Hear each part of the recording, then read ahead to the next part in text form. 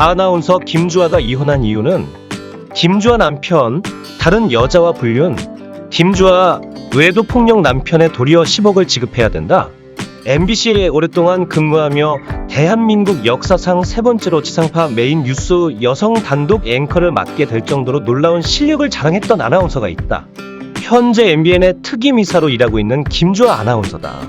김주아 아나운서의 프로필을 봤습니다.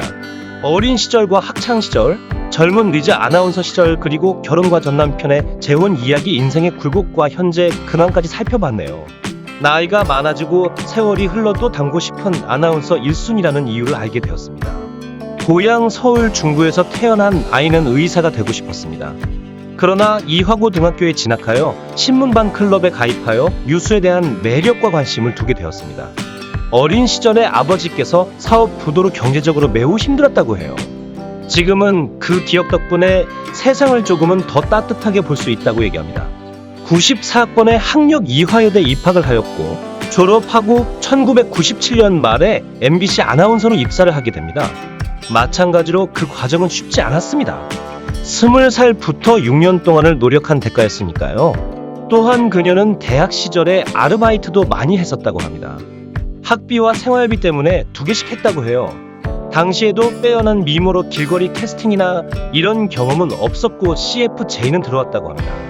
다만 아버지 부친께서 연예계에 종사하는 건 반대가 심하셔서 거절했다고 하네요. 아나운서로 입사하여 2000년 초부터 MBC 뉴스 데스크 메인 앵커를 하게 됩니다. 중성적인 목소리와 절도 있는 억양과 외모로 많이 화제가 되었습니다. 그 후 2004년에는 사내 기자 시험을 보고 자격까지 얻게 됩니다. 아나운서로 시작하여 앵커 기자까지 그랜드 슬램을 달성했네요. 당시의 아테네 파견과 자막과 배경 때문에 여신이라는 별명도 얻게 되었습니다. 고급스럽고 우아한 외모에 신뢰감을 주는 목소리와 발음으로 대중의 많은 사랑을 얻었던 김주아 아나운서는 지난 2004년 남편 강필구와 결혼했다. 당시 김주아는 같은 교회에 다니는 중년의 여성 신도에게 아들 소개 제의를 받았다고 전해진다. 처음엔 거절했지만 그 신도는 김주아에게 전도라도 해달라 하라고 부탁했다.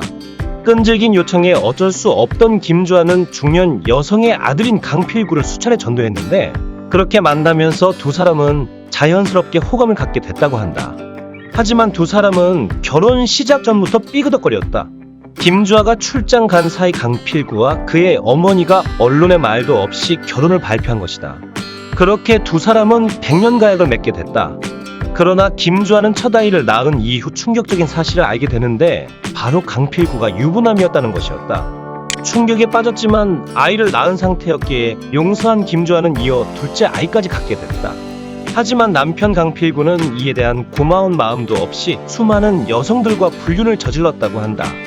더불어 자신을 때리기까지 하는 강필구를 참다 못한 김주아는 모든 사실을 언론에 폭로했다. 결국 두 사람은 2013년 이혼 소송에 들어갔고 모든 정황과 증거가 김주아의 증언에 맞아떨어지면서 법원에서는 김주아의 손을 들어줬다. 이를 본 누리꾼들은 김주아 진짜 완벽했는데 남편이 가장 큰 문제, 이상한 놈만 아니었어도 등의 댓글을 남겼다. 2년 정도의 법정 과정을 거치고 최종 이혼을 하게 되었습니다. 재산 분할이 인상적이었는데요.